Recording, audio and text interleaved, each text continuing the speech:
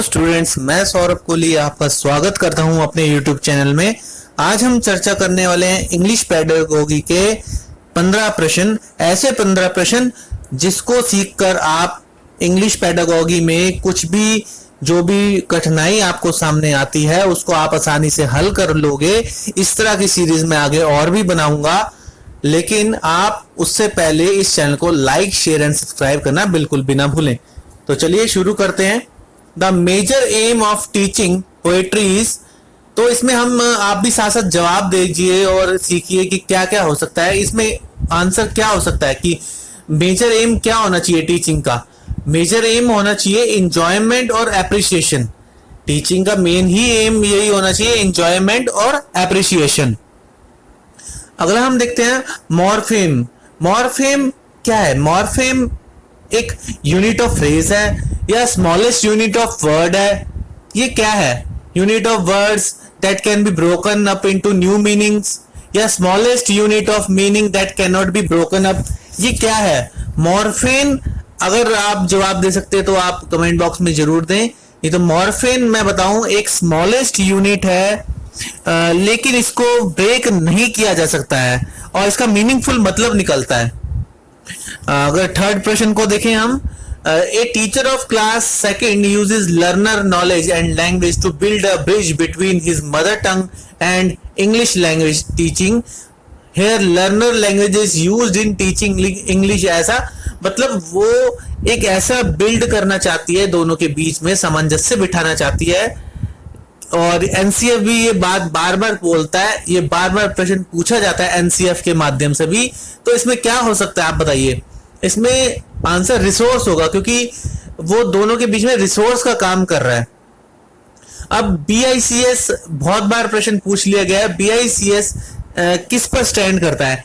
अब बी से मैं आपको बता दूं, बी से बेसिक होगा, बाकी बेसिक के कारण अब बीच के सेकंड और थर्ड तो दोनों ही रॉन्ग हो गए। तो बेसिक में अगर हम देखें तो बेसिक में क्या होगा? ये basic inter related communication strategies या बेसिक इंटरपर्सनल कम्युनिकेटिव स्किल्स हो सकता है। तो आप भी ये जवाब दीजिए। इसमें आंसर होगा बेसिक इंटरपर्सनल कम्युनिकेटिव स्किल्स के बारे में हम बात करेंगे। ये कम्युनिकेटिव स्किल्स होती हैं जो इसका बार बार प्रश्न आ जाता है। अगला प्रश्न है पांचवा, a teacher wants to create a language rich environment in our class in her class she would. वो अपनी क्लास में क्या चाहती है, ऐसा कैसा एनवायरनमेंट चाहती है, उसके बारे में चर्चा है। तो अपने स्टूडेंट से क्या बोलेगी? वो इंग्लिश में बात करो या लैंग्वेज की लैब करेगी, मोटिवेट करेगी पेरेंट्स को कि बाय लैंग्वेज गेम्स, या provide an opportunity where the language is seen, noticed and used by children.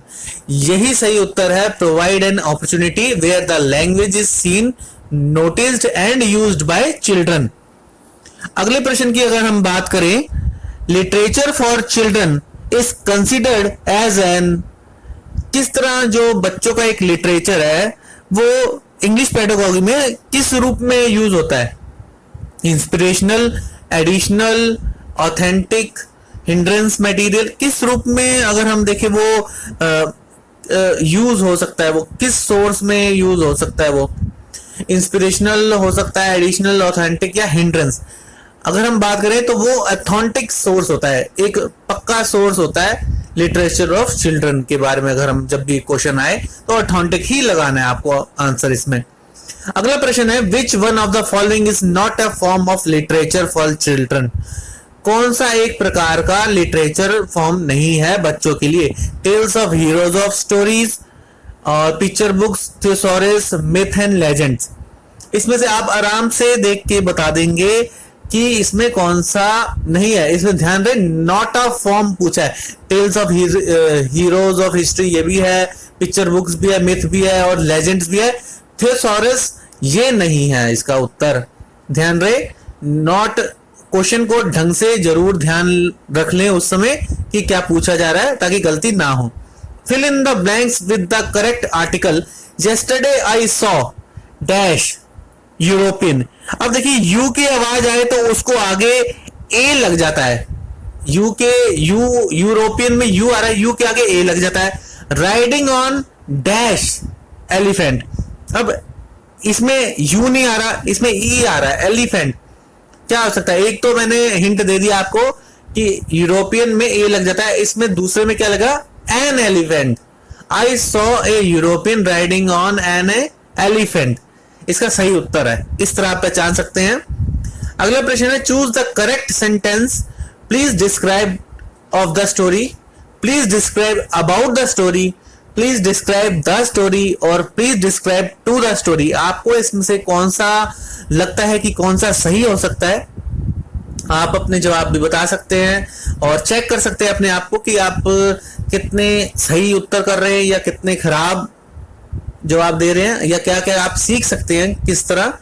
तो इसमें जब भी पूछा जाता है अबाउट नहीं पूछा जाता, प्लीज डिस्क्राइब द स्टोरी बोला जाता है, लेकिन लिखने में बहुत बार लोग गलती कर देते हैं, please describe about the story पे टिक कराते हैं। और अगला प्रश्न है हमारा 10वां, fill in the blanks with correct preposition. A prisoner was accused, एक जो प्रिजनर है 10वां एक्यूज्ड है, मतलब दोषी ठहराना।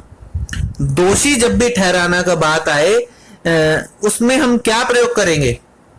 दोषी जब भी ठहराने की बात आती है तो हम ना उसमें टू यूज करेंगे, ना उसमें फॉर यूज करेंगे, ना O double F of use करेंगे।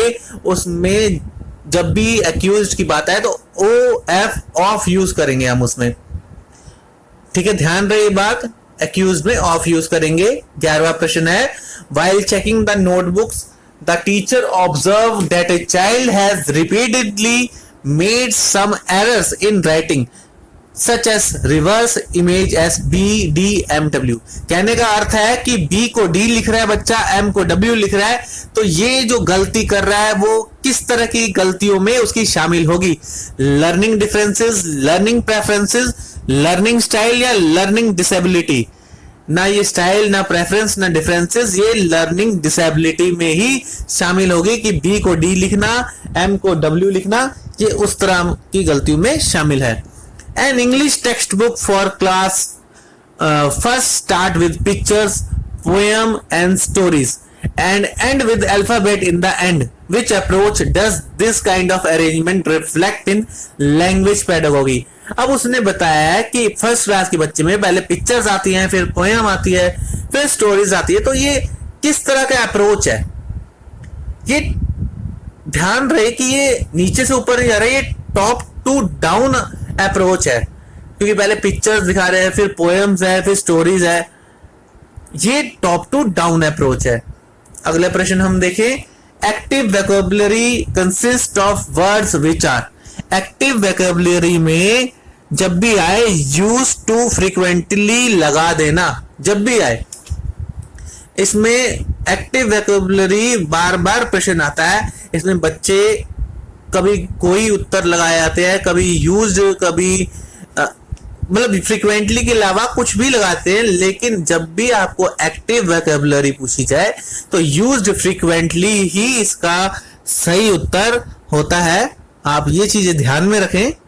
अगला प्रश्न है, a teacher give a task of dialogue completion to class 5th student, the role of this task in language learning with, या विल बी में क्या होगा? To provide frequent feedback only on grammatical errors, teaching of structures, the separation of spoken and written forms of language, to facilitate conversation by giving specific language practice using formulas and expression। इसका क्या उत्तर हो सकता है? इसका उत्तर होगा teaching of structure। एक structure की इसमें बात हो रही है, तो आंसर इसका वही होगा। A teacher is telling a story with action and gestures to class 3 students. After this, and she asked them to draw pictures on the story in groups. Why do you think she asked them to draw pictures on the story? Drawing की इसमें बात हो रही है कि एक 3rd class के student को उसने ड्रॉ करने के लिए पिक्चर दिया, ग्रुप में ड्रॉ करने के लिए।